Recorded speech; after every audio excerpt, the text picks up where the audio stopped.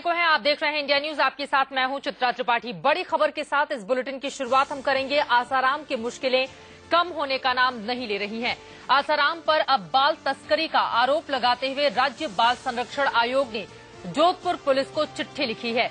आयोग ने आसाराम और उनके सहयोगियों के खिलाफ बाल यौन हिंसा संरक्षण अधिनियम के तहत जांच की मांग की है। आपको बता दें, पहले ही पॉक्सो कानून के अलावा बलात्कार जैसी संगीन धाराएं लगी हुई हैं आसाराम के ऊपर। वो फिलहाल 15 सितंबर तक के लिए जोधपुर की जेल में बंद हैं, 14 दिनों की न्यायिक हिरासत में। पहले ही पॉक्सो कानून के अलावा बलात्कार जैसी संगीन धाराएं लगी हुई हैं आसाराम के ऊपर। वो फिलहाल 15 सितंबर तक के लिए जोधपुर की जेल में बंद हैं, 14 दिनों की न्यायिक हिरासत में जोधपुर कोर्ट ने उन्हें भेज दिया था। लेकिन अब उनकी मुश्किलें इस रूप में बढ़ गई हैं क्योंकि राज्य बाल संरक्षण आयोग ने जोधपुर पुलिस को चिट्ठी लिखी है।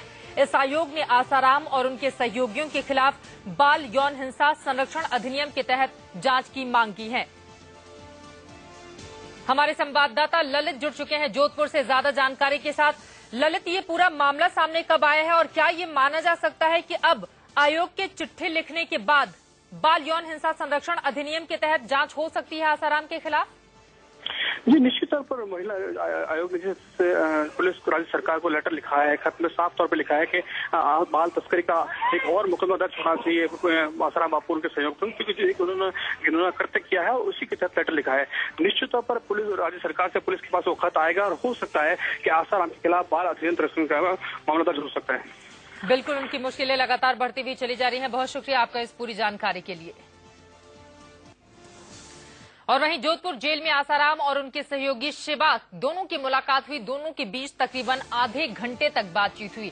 अखबार के हवाले से यह खबर है कि शिवा ने आसाराम को पुलिस पूछताछ का ब्यौरा दिया था। बहरहाल बैरक नंबर 4 में आसाराम के कमरे में मुलाकात हुई है। आसाराम और शिवा की आधे घंटे तक दोनों में बातचीत हुई है। जाहिर तौर पर आसाराम ने सवाल पूछा होगा शिवा से कि बताओ, 3 दिनों तक तुम पुलिस हिरासत में रहे, किस तरह की जानकारी तुम्हारी ओर से दी गई है। एक नेशनल हिंदी अखबार के हवाले से यह खबर है। जोधपुर जेल के अंदर आसाराम बंद हैं, 15 सितंबर तक के लिए उन्हें जेल हुई है और वहीं 14 दिनों की न्यायिक हिरासत में शिवा को भी भेजा जा चुका है कोर्ट की ओर से। आधे घंटे तक दोनों के बीच बातचीत हुई है। आसाराम ने शिवा से कई सवाल पूछे।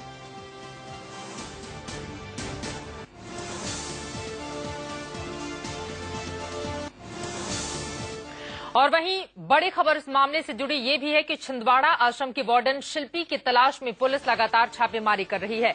पुष्कर के दोनों आश्रम पर पुलिस पहुंची और तलाश की, लेकिन पुलिस के हाथ खाली के खाली रहे। आपको बता दें कि इस मामले में पहले ही जोधपुर के पुलिस अधिकारियों की ओर से जानकारी दी गई थी कि शिल्पी के बारे में पुख्ता जानकारी है उनके पास कि वो कहां है, कहां रह रही है और जरूरत पड़ने पर उससे पूछताछ की जाएगी। लेकिन यहां पर पंचकुंड और डुंगरिया खुर्द में आश्रम में छापेमारी की गई है, लेकिन वहां पर नहीं मिली शिल्पी। सवाल बड़ा ये उठ रहा है कि आखिर शिल्पी है कहां? वो खुद गायब हुई है, उसे गायब करवाया गया है क्योंकि शिल्पी ही वो राजदार है जिसके पास इस बात की जानकारी है कि आसाराम के आश्रम में लड़कियों को कब किस रूप में भेजा जाता था और आसाराम का उसमें रुख क्या रहता था।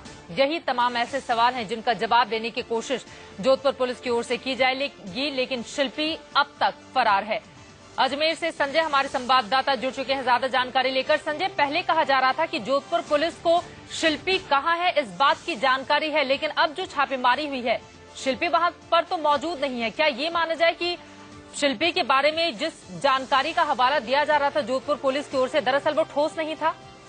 हाँ बिल्कुल चित्रा, देखिए जिस तरह से पुष्कर और डुंगरिया खुर्द जो स्थित उनके आश्रम, बापू के आश्रम है, जिस तरह से लगातार 2 दिनों छापेमारी की जा रही है, यहाँ तक कि रात में कभी पुलिस जाके वहाँ पे पूरे आश्रम की तलाशी ले रही है। उससे स्थिति अभी जोधपुर पुलिस को पास कोई ठोस सबूत नहीं है कि आखिर शिल्पी इस वक्त कहाँ है। यही वजह है कि अब वहाँ सादावर्दी के अंदर ये दोनों आश्रम के बाहर सुरक्षा के लिए तैनात किए गए हैं। इसके अलावा पूरे पुष्कर पर नजर रखी जा रही है क्योंकि आश्रम पुष्कर का जो आश्रम है, आसाराम बापू करीब पहले यानी 4 अगस्त के दिन यहाँ पर पुष्कर आए थे, जो कि यहाँ पर 3 दिनों तक रहे थे। यही वजह है कि काफी माना जा रहा है कि पुष्कर और डुंगरिया खुर्द का जो आश्रम है वहाँ पर शिल्पी के छुपे होने की देर रात तक यहाँ तक तलाशी ली गई थी, लेकिन हालांकि तलाशी में पुलिस के हाथ कुछ नहीं लगाया। लेकिन जी उसके बावजूद संजय गर्ग हमारे संवाददाता अजमेर से जानकारी देते हुए